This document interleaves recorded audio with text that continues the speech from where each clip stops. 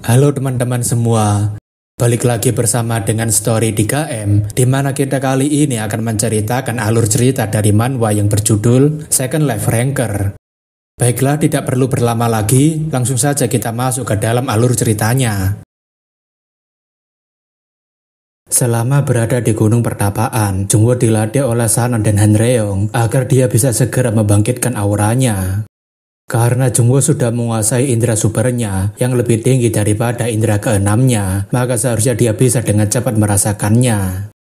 Meskipun begitu, Sanon mengatakan agar Master mencoba untuk mengeluarkan sesuatu yang tidak berwujud itu menjadi berwujud. Jungwoo mengatakan dirinya paham soal semuanya, kecuali tekad yang mereka bicarakan sebelumnya.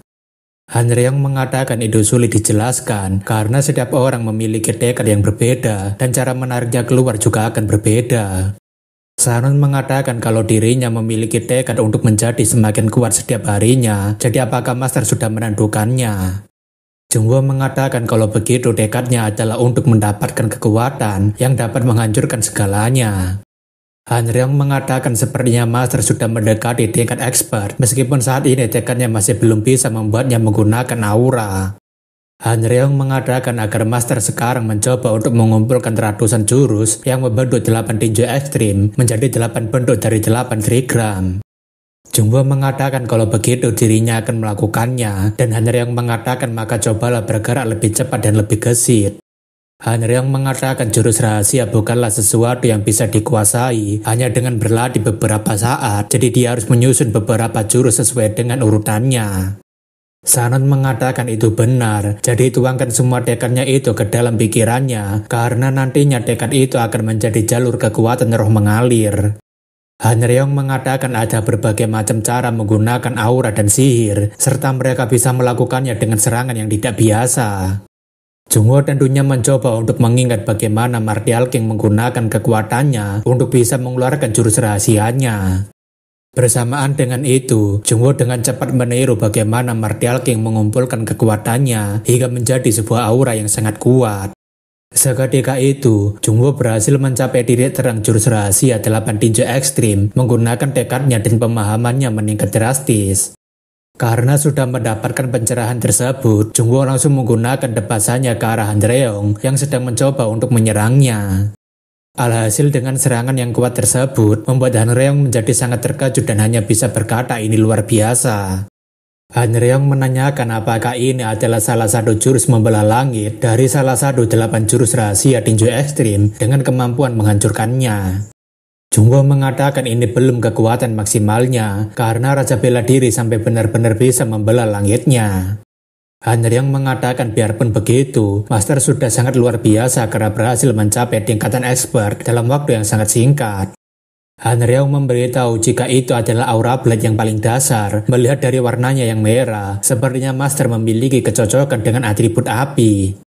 Hanreong mengatakan perbedaan warna tidak terlalu berarti memiliki kekuatan yang jauh berbeda, hanya saja mereka bisa melihat sedikit alam bawah sadar pemiliknya. Sanon yang tiba-tiba datang mengatakan jurus itu benar-benar luar biasa, jadi apakah Master memperbolehkan dirinya untuk mempelajarinya? Di sisi lain, tampaknya Victoria sekarang sangat frustasi karena penelitian yang dia lakukan sudah mengalami banyak kegagalan. Victoria sangat kesal karena tidak dapat menemukan formula agar dirinya dapat membuat artefak rune yang dapat bertahan secara permanen. Victoria sudah mencoba berbagai macam cara agar bisa mempertahankan artefak rune itu agar tidak hancur setelah digunakan beberapa sihir, tapi hasilnya selalu gagal. Pada akhirnya, Victoria tampaknya tidak memiliki pilihan lain selain mencoba melakukan peleburan pola pikir pelaku bela diri yang aktif ke dalam artefaknya. Victoria rasa jika anak baru itu bisa menjadi kelinci percobaannya karena dia memiliki performa yang luar biasa ketika bertarung melawan Kindred. Victoria bisa saja meminta bantuan dari sadu lainnya, tetapi itu sama saja dengan membongkar kelemahannya dan kan juga tidak sekuat anak baru itu. Victoria rasa dirinya harus beristirahat sejenak sembari memandang wajah tampan pria itu, terlebih sudah sebulan lebih orang itu berada di sini. Beberapa saat kemudian, Victoria berteleportasi ke sebuah tempat yang dia rasakan keberadaan pria bertopeng. Namun setelah sampai, Victoria heran kenapa tidak ada seorang pun di sini, padahal dirinya merasakan adanya energi anak itu. Setelah berjalan beberapa langkah dari tempat teleportasinya, Victoria sangat terkejut dengan tempat tinggal pria bertopeng itu yang sudah amburadul seolah-olah terjadi pertarungan sengit di sini. Terlebih lagi, dirinya merasakan adanya energi gelap yang samar-samar, tetapi setahu dirinya tidak ada undead yang hidup di lantai 20. Victoria berpikir memangnya siapa yang bisa menyangka jika anak baru itu akan tumbuh sekuat ini hanya dalam waktu beberapa bulan saja tanpa adanya bimbingan.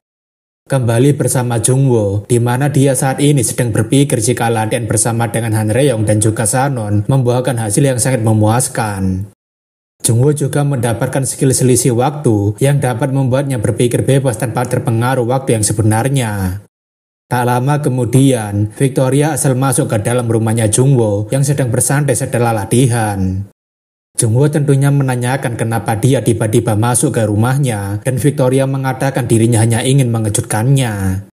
Jungwoo mengatakan seingatnya mereka tidak boleh ikut campur satu sama lain dan Victoria mengatakan dia ini kaku sekali. Victoria mengatakan dirinya kemari bukan untuk mengganggunya, melainkan dirinya ingin melakukan transaksi dengannya.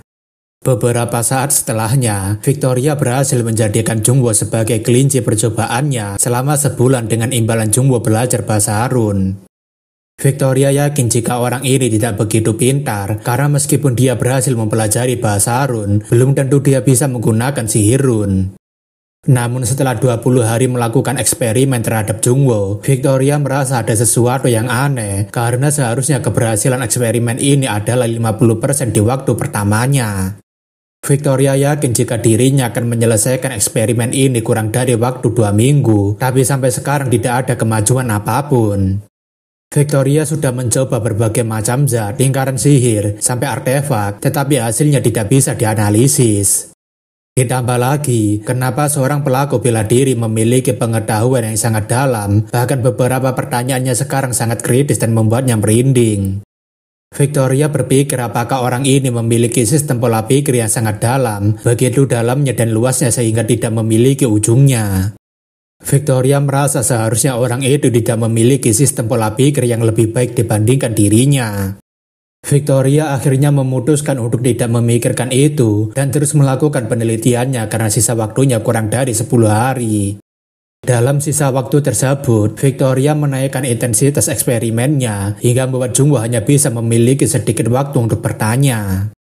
Akan tetapi dalam waktu 1 bulan tersebut, pada akhirnya dimenangkan oleh Jungwoo karena Victoria tidak berhasil mendapatkan apapun. Victoria kemudian menanyakan apakah dia ini sebenarnya adalah makhluk transenden atau agung, tapi seketika itu Victoria mengatakan lupakan saja. Victoria rasa tidak mungkin jika orang yang baru memasuki lantai 20 adalah makhluk transenden, tapi memangnya salahnya di mana penelitiannya. Setelah Jungwoo sampai di rumahnya, Jungwoo langsung memanggil Bu agar dia segera menyelesaikan sihir rune yang dirinya tugaskan padanya. Akan tetapi, Sanon mengatakan dirinya tidak percaya jika Master adalah seorang penipu karena menyembunyikan fakta bahwa dia memiliki sistem pola pikir naga. Jungwoo mengatakan dirinya hanya melakukan sesuai dengan kesepakatannya, tapi Sanon mengatakan kesepakatan itu murni penipuan. Jungwoo kemudian meminta agar Bu meletakkan sihir rune ke dalam tubuhnya berupa blink, penguatan sihir, haste, dan kekuatan. Bu mengatakan jika itu rasanya akan sangat menyakitkan karena akan ada 4 sihir yang ditanamkan padanya, tapi Jungwoo mengatakan tidak masalah dan dia hanya perlu fokus melakukannya. Bu mengatakan baiklah kalau begitu, tapi Master tidak boleh bergerak karena nanti huruf rune-nya bisa salah posisi dan dia juga tidak boleh pingsan.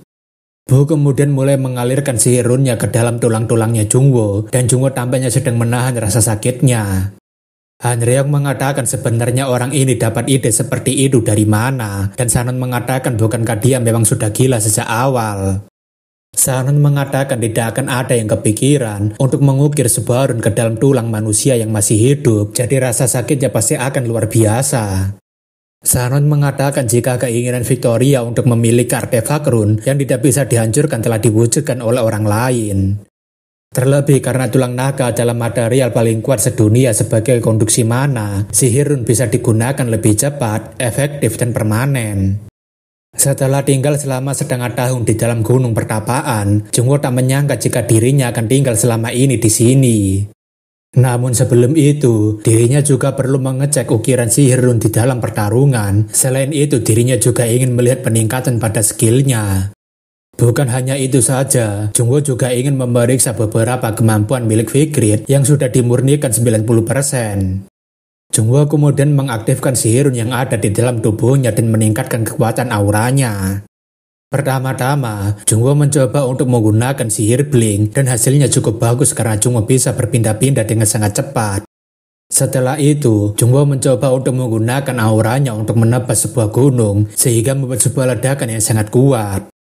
Jungwoo mengatakan ini melebihi ekspektasinya, terlebih tanpa menggunakan skill, dirinya bisa memberikan dampak yang signifikan. Namun tentu saja, tindakan Jungwoo membuat para sadhu yang berada di sekitar sana merasa terganggu dan memintanya untuk melakukannya dengan tenang. Jungwoo tentunya meminta maaf karena mengganggu waktu mereka, padahal dirinya hanya ingin memeriksanya saja. Sanon mengatakan sepertinya dia sudah menarik perhatian para sadhu lainnya, dan siapa sangka dia bisa melakukan itu hanya dengan auranya saja. Hanreong mengatakan kalau master menggunakan skill atau sihir sampai maksimal, pasti akan tercipta pemandangan yang luar biasa. Tak lama kemudian, Kan mendatangi Jungwoo sembari menanyakan apakah Chen melakukan semuanya hanya dengan menggunakan auranya, jadi apakah dia sudah menjadi seekor monster sungguhan. Melihat dari tatapan matanya Kan, Jungwoo rasa sepertinya dia ingin mengatakan sesuatu padanya. Jungwoo berpikir selama ini dirinya jarang bertemu dengannya dan dirinya merasa mungkin dia mencoba untuk menghindarinya. Jungwoo rasa jika dia bersikap seperti itu karena ada kaitannya dengan Doile, tetapi dirinya berpura-pura cuek karena itu bukan urusannya untuk ikut campur. Namun ketika Kan ingin mengatakan sesuatu tentang Doile, Victoria meminta agar mereka semua diam karena dirinya memiliki berita yang sangat penting. Victoria mengatakan barusan saja dirinya mendapatkan sinyal jika Kindred sudah mati dan Jungwoo tentunya merasa sangat terkejut. Waktu itu, Kindred membahas soal sihir pelacakan yang Victoria pasangkan padanya, tapi Victoria mengatakan dirinya tidak pernah melakukan itu. Kindred mengatakan dirinya tidak menuduhnya memasangkan padanya, tetapi sebenarnya dirinya ingin agar dia memasang sihir pelacakan itu padanya. Akan tetapi setelah Kindred pergi, Victoria malah mendapatkan kabar jika sihir tersebut sudah hancur, yang artinya Kindred sudah tidak ada. Seseorang yang datang mengatakan tidak mungkin orang sekuat Kindred akan mati dengan mudah, sebab dia lebih kuat daripada mereka bertiga. Orang-orang yang baru datang itu adalah pedang vampir Soul Luna dan apostel dari God of Hunting, yaitu Rebecca, dua orang lainnya dari sadhu. Setelah kedatangan mereka berdua, baru setelah itu disusul oleh Jungwoo dan Kan yang menjadi pendatang terakhir. Jungwoo tak menyangka jika dirinya akan bertemu dengan Soul Luna dan Rebecca setelah dirinya setengah tahun menetap berada di sini. Soul Luna menanyakan apakah mereka yang mengganggu tidurnya sebelumnya, dan Jungwoo meminta maaf atas keributannya. Victoria mengatakan agar mereka masuk saja karena masih ada banyak hal yang harus mereka diskusikan terkait dengan kematian Kindred. Rebecca menanyakan apakah dia tidak tahu siapa yang membunuhnya, tapi Victoria mengatakan tidak tahu, bahkan dirinya lebih kebingungan. Rebecca menanyakan apakah Kindred merasa sudah tahu ajalnya akan tiba, jadi mereka berdebat soal warisan yang akan dia tinggalkan. Victoria mengatakan itu benar, jadi dirinya akan membagikan quest yang dirinya dapatkan setelah dirinya mengetahui kematian Kindred. Melihat misi tersebut, tentunya membuat semua orang sangat terkejut karena misi yang dimiliki Kindred adalah menelusuri jejak peninggalan Sun Wukong atau King Mihu. Kehadiran Sun Wukong sangat tidak biasa bagi para dewa karena dia terlahir sebagai seekor kera dari sebuah batu dan menjadi seorang dewa setelah mendapatkan banyak skill. Tidak ada yang sekuat Sun Wukong, dia berkeliaran di surga sesuka hati, lalu disegel kembali untuk melawan para demon sepanjang hidupnya sebagai penebusan dosanya. Jungwoo merasa ini sangat aneh karena misi sehebat ini malah muncul di lantai 20, tapi sistem tidak mungkin berbohong soal misinya. Sanon memberitahu tidak ada yang aneh soal itu, karena rumornya mengatakan lantai 20 memang berhubungan dengan King Mihu disegel. Selain itu, hadiah 72 Divine Being transformasi adalah skill yang membawa Sun Wukong menjadi seorang Divine Being, dan Golden juga adalah artefak suci yang dicurinya dari Dragon King. Deity adalah Divine Being yang setara dengan para dewa. Mereka adalah para manusia yang melampaui batasan tubuh manusia dan mendapatkan kekuatan setara seorang dewa. Jungwoo mengatakan jika hadiah yang ditunjukkan sangat luar biasa karena hadiah itu digunakan oleh King Miho, jadi mereka pasti menginginkannya. Akan tetapi, Jungwoo merasa ini sangat janggal. Bagaimana bisa seorang Bishop Devil Army mati selama menjalani quest ini? Jungwoo yakin jika ini adalah jebakan mereka karena mereka akan melakukan apapun agar bisa mencapai tujuan mereka. Faktanya, Kindred menempati peringkat kedua dalam urutan kepercayaan, bahkan ketamakannya tidak jauh berbeda dengan para bishop lainnya. Skill Kindred sangatlah kuat, bahkan jika mereka berlima bergabung, belum tentu mereka bisa mengalahkannya dengan mudah.